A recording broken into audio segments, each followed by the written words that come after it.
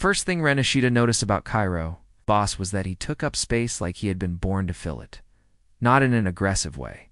Not the kind of loud, elbow-throwing presence that Ren had always kept his distance from. It was quieter than that, deeper, somehow, like the way a mountain takes up space on a horizon. You don't realize you've been looking at it until you can't look anywhere else. Ren had transferred to Northgate University in the second semester of his sophomore year, which was, by almost any measure, the worst possible time to join a new school. Friendships had solidified. Routines had calcified. The invisible social architecture of the campus had already been built and populated, and Ren's slight, quiet, with a second-hand hoodie and a portfolio case that was always threatening to fall apart, arrived like a footnote in someone else's story. He didn't mind. He was used to it. His scholarship was in fine arts, with a focus on illustration. His dorm room had 2 windows, which was more than he'd had in 3 years of student housing. He taped his drawings to the wall with low-tack painter's tape so he wouldn't damage the paint. And he told himself that this semester was just about surviving. Not flourishing, the plan was simple. Attend class. Eat at off-peak hours to avoid the cafeteria crowds. Spend his free time in the arts building studio, and keep his head down. The plan lasted exactly 4 days. On the 5th day, he walked into his advanced composition elective, a class he'd been added to. Last minute, as part of a cross-discipline requirement, and found every seat taken except for one. The one next to Cairo. Ren would later think about that moment, the precise, ordinary moment before he sat down, as a kind of cliff's edge. He hadn't known it then. He'd just been tired and carrying too many books and mildly irritated that the room smelled like dry erase markers. He sat. He unpacked his notebook. He looked sideways. Kara Voss was 21 years old. A third-year architecture student with the kind of jaw that looked like it had been drafted by someone who took their work very seriously. He was tall, even sitting down, broad-shouldered in a way that made him look like he was always bracing for something, with dark hair that fell in a half-and-done way, like he'd started putting it together and then gotten distracted. His eyes were a medium brown but sharp, the kind of sharp that made you feel observed. He was already looking at Ren when Ren looked at him. Ren looked away. "You're the transfer," Cairo said. Not a question. His voice was lower than Ren expected, not dramatically so, just quietly certain. Like most of his sentences, probably ended with periods rather than question marks. "Yes," Ren said. "Ren Ishida." Ren turned back. "How do you know my name?" "Professor Nakamura mentioned you last week. Said we'd be getting a new student with a strong portfolio." Cairo's gaze dropped briefly to the portfolio case Ren had propped against his chair leg. "Illustration, right?" "Right." Ren paused. "And you're?" Cairo Voss, without the faint expectation of recognition that Ren had learned to watch for in people who were used to being known. "Architecture." Cairo raised an eyebrow. "How do you know?" Ren almost smiled. "You have 3 different mechanical pencils lined up on your desk in order of lead grade." A beat of silence. Then, unexpectedly, Cairo's expression shifted just slightly into something that was almost amusement. "Illustrators are observant. It's occupational," Ren said. The professor started class, and the conversation ended there.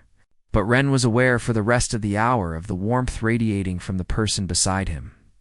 The way Cairo's handwriting was precise and architectural. The way he tapped his pencil only once when he was thinking. He told himself it was just observation. He was an illustrator. He noticed things. He noticed things about Cairo Voss for the rest of the semester. It happened gradually. It's the way most things that matter do. They began talking before class. Then after. Then Cairo started appearing in the studio building where Ren spent his afternoons. Not because he had business there, Ren eventually realized, but because the architecture annex shared a courtyard with the arts building, and Cairo had apparently decided that the bench outside the studio window was an acceptable place to work on his structural calculations. "You could use the library," Ren pointed out one afternoon. Leaning out the window with a paintbrush still in his hand, Cairo looked up. "The library is loud." "It's a library," people whisper aggressively in there. "It's disruptive." He said this with complete sincerity, and Ren, despite himself, laughed. It was the kind of laugh that surprised him. Short and genuine. The kind that escapes before you can decide whether you want it to. Care watched him laugh with an expression Ren couldn't quite read. Something attentive. Something patient. You should laugh more, Cairo said. You look like you're always bracing for something bad. Oh. Ren pulled back from the window. Maybe I am. He didn't elaborate. Cairo didn't push. That was one of the things about him. He had a stillness that was different from indifference. He could sit with silence the way some people sit with comfort. The weeks accumulated. Ren started to know things about Cairo, that he drank his coffee with exactly 1 sugar and grew irritated if he got to. That he had a younger sister he called every Sunday. That he was deeply, privately competitive and handled losing badly but gracefully, if that was possible. That he read fiction late at night even though he said he didn't have time for it. That he had a way of standing when he was in a room full of people, slightly angled. Always aware of the exits that made Ren think he was more comfortable one-on-one than he ever let on. Cairo started to know things about Ren too. That Ren's art was autobiographical in ways he deflected if asked about directly. That he got quiet when he was overwhelmed, rather than loud. That he had transferred not just schools, but cities. And that there was something behind that decision he kept carefully behind a door. They didn't talk about the door. They talked about everything else. The campus had a social gravity of its own. And slowly, without either of them quite engineering it, Ren found himself pulled into Cairo's orbit, which meant, by extension, pulled into Cairo's world. Cairo's world included Mika, his best friend since childhood, who was effortlessly charismatic and immediately adopted. Ren with the warmth of someone who collected strays and genuinely loved them. It included Dara, an engineering student who was dating Mika and Andoff in Donegan. It included a group that gathered on Thursday evenings at a cafe called The Draft, where they debated films and architecture and whether a hot dog was, technically a sandwich. Ren hadn't had a group in years. He kept waiting for the feeling of wrongness. The moment when he'd say the wrong thing, or take up too much space, or reveal some fundamental incompatibility. It didn't come. Or it came, sometimes, and passed. And the people around him let it pass. What he hadn't anticipated, what he'd been somehow naively unprepared for, was how Cairo was around other people socially. Cairo was magnetic without trying to be. Quiet in the way of a deep lake, rather than an empty room. People were drawn to him. And he received that attention with a kind of calm that Ren found alternately admirable and slightly maddening. He wasn't closed off. He just wasn't available in the way that most people who attracted attention were. He didn't perform. Didn't mirror, didn't adjust himself to fit the room, except Ren began to notice around him, around Ren. Cairo was different. Marginally, almost invisibly different. More present. More willing to be caught in small vulnerabilities, laughing at things he found genuinely funny, admitting when he didn't understand something in Ren's work, dropping the faint professional distance that he seemed to wear like a second layer. Ren told himself. He was imagining it. He kept imagining it. It was Mika who introduced trouble into the situation. Entirely without meaning to. His name was Soren Levi. And he arrived in Ren's life at a gallery opening in the campus arts center, a semi-annual exhibition that the fine arts department threw, in which Ren had 3 pieces in, including one large format ink piece that he'd spent 6 weeks on, and regarded with the mixture of pride and terror that he felt about most of his best work. Soren was a graduate, student in media studies, tall and easy smiling with the kind of effortless sociability that Ren usually found exhausting. But Soren was also genuinely interested in Ren's work, stood in front of the ink piece for a long time, asked real questions, not the polite ones, and Ren, who was not immune to being seen, found himself talking to him for longer than he'd expected. You tell stories in single images, Soren said, tilting his head at the piece. Most illustrators break that up, panels, sequences, but you compress it. The whole emotional arc is right there in one frame. Ren looked at the piece. I think I'm afraid of taking up too much space, he said. Before he'd decided to say it, Soren looked at him, a little surprised, then smiled. That's the most honest thing anyone said to me at one of these things. They exchanged numbers. It was casual, the way all exchanges of numbers are casual, before they become something else or don't. Ren thought very little of it. Kair. Apparently, thought quite a lot of it. Ren noticed it first at lunch. 2 days later, Soren had texted to ask if Ren wanted to check out a film screening that the Media Studies department was hosting. Ren was reading the text when Cairo sat down across from him with his coffee. Good news. Cairo asked because Ren was apparently doing something with his face. A guy from the gallery opening wants to hang out, Ren said, setting his phone face down. Soren Levy. Do you know him? The change in Cairo's expression was subtle. So subtle that Ren almost didn't catch it, and he was an illustrator. He caught things. A slight compression around the eyes. A stillness that became a different kind of stillness. I know who he is, Cairo said. His voice was the same. Everything was technically the same. But the air had changed by a degree or two. He's in media studies, Ren said. He came to the exhibition. I know. A pause. Are you going? Probably. Ren looked at him. Why? Cairo picked up his coffee. No reason. The film screening was fine. Soren was easy company, warm and funny, and straightforward in a way that Ren appreciated. They talked after, walked back across campus together, and parted at the intersection near the Arts Building. It was not, by any measure, a significant evening. What was significant was what happened the next morning. When Ren arrived at the studio early and found Cairo already there, which was unusual, because Cairo's first class on Thursdays wasn't, until noon, sitting on the bench in the courtyard with 2 cups of coffee and an expression that suggested he had been there for some time. Don't have class, Ren said. I know. Cairo held out one of the cups. Ren took it. He sat down beside him. The morning was cold enough that their breath fogged slightly, and the campus was quiet in the way it only got before 8 o'clock.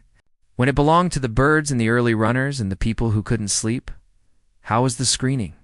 Cairo asked. Fine. The film was interesting. A documentary about sound design. And Soren. Ren turned to look at him. Cairo was looking at the courtyard, not at Ren, his jaw set in a way that was almost careful. He was fine too, Ren said. Why? Cairo didn't answer immediately. He turned his coffee cup in his hands. One rotation, slow and deliberate. I don't know if he's a good fit for you, he said finally. Ren stared at him. Excuse me. Soren. Cairo still wasn't looking at him. He has a reputation for being inconsistent with people he's interested in. I've heard it from multiple sources. You've been asking around about him? Not specifically. It came up. When? Ren Cairo. His voice came out quieter than he intended, but more pointed. We've been friends for 3 months. You've never once commented on my social life. You haven't had one. The words landed plainly, without cruelty, and they were true enough that Ren couldn't be annoyed about that part. But there was something underneath this conversation, something Ren could feel rather than name, and it made the back of his neck prickle. So now that I do, Ren said slowly, you've developed opinions about it. Cairo finally looked at him. His eyes were direct in the way they always were. But there was something underneath that directness that Ren had never seen before. Something unguarded and a little raw. I don't want someone to take advantage of you, he said. I'm 20 years old. Cairo, I'm aware. I've navigated people my whole life. I know that too. Then what? Ren said carefully. Is this actually about? The question hung in the cold morning air between them. Cairo looked at him for a long moment, the kind of look that had weight to it. That communicated something Ren's brain was interpreting and his emotions were afraid to confirm. Then he looked away. Nothing, Cairo said. Forget it. Ren held his coffee cup and looked at the courtyard and thought, I can't. Part 4. The shape of wanting he was not good at forgetting it. The problem was that once you noticed something, you couldn't unnotice it. And now, Ren was noticing Cairo in a different register, watching the way Cairo watched him, recalibrating every quiet moment, every thoughtful gesture. Every unnecessary appearance outside the studio window, Kairo, had always been there. But now Ren was asking why. The asking made everything feel charged in a way that was simultaneously thrilling and deeply uncomfortable. Because Ren was not someone who assumed. He had spent his life being wrong about what he meant to people. And the habit of doubt was so deeply ingrained that he distrusted even clear evidence. He needed certainty the way some people need Erdot and Cairo. Infuriatingly, was not giving him certainty. What Cairo was giving him was coffee on cold mornings, texts at odd hours with links to articles about illustration techniques or architectural details that he thought Ren would find interesting, which was always correct. He was giving him the specific gravity of his full attention whenever they were in the same room. He was giving him the slow burn of proximity, sitting close enough that Ren was always aware of him. Always aware of the warmth, the steadiness, the particular way Cairo smelled. It's like cedar and something faintly like the cold air from the courtyard. He was also being subtly, persistently, and perhaps not entirely consciously possessive. It wasn't aggressive. Ren kept waiting for it to feel wrong, and it didn't quite, which was its own kind of confusion. It was more like gravitational. If they were in a group and someone new engaged Ren in conversation, Cairo would find a reason to migrate into the conversation within minutes. Not to take over, just to be there. If Soren texted, and Soren texted occasionally, friendly and low-key, Cairo somehow always seemed to notice that Ren's attention had shifted. "You're doing it again," Mika told Cairo one Thursday at the draft, while Ren was up at the counter ordering. Ren heard this because he'd come back faster than expected and was standing just out of sightline, doing what Cairo said. Not a question. The thing. Mika's voice was fond and exasperated. The watching thing. "You look like a lighthouse when he's in the room. You just turn." "That's not Cairo, babe. My beloved childhood friend." The sound of Mika setting down a cup. "What is your actual plan here?" Pause. Then, very quietly, "I don't have one. You should get one. He's not going to wait forever. He's not waiting for anything." "Are you sure about that?" Ren went back to the counter and asked for an extra napkin he didn't need, and stayed there for an additional 45 seconds. Breathing carefully, the crisis came as crises often do. At a party, one of the architecture students was celebrating the end of a major project. And a large group convened in an off-campus apartment that was slightly too small for the number of people in it.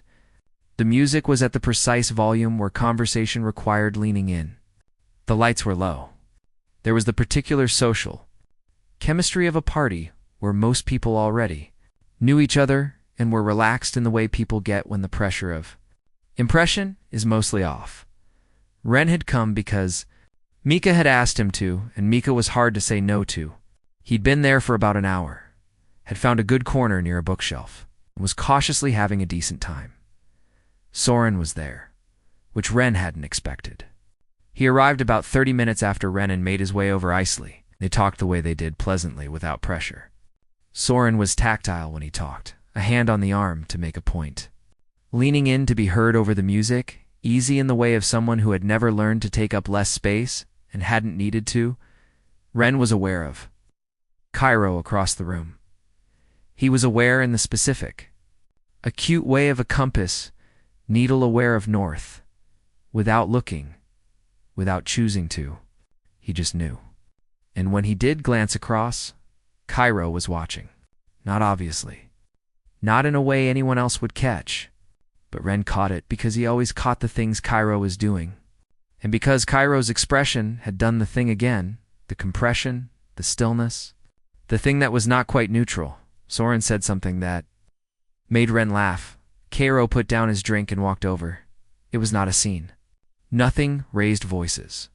Nothing dramatic. He simply materialized beside Ren with the quiet certainty of someone who had decided to be somewhere and was now there, and said, "Hey," and the single syllable somehow reorganized the geometry of the conversation. "Cairo," Soren said. His smile was careful. "Good to see you, you two." Cairo's tone was perfectly pleasant. He looked at Ren. "Can I steal you for a second?" Ren looked at him. Then at Soren. "Sure," he said. They moved through the party to the small balcony, barely large enough for two people, plant, and an overwhelming number of feelings. Cairo closed the glass door behind them. The music became a muffled pulse. The night was cold, and their breath misted. "You didn't have to do that," Ren said. "I know. He wasn't bothering me." "I know that too."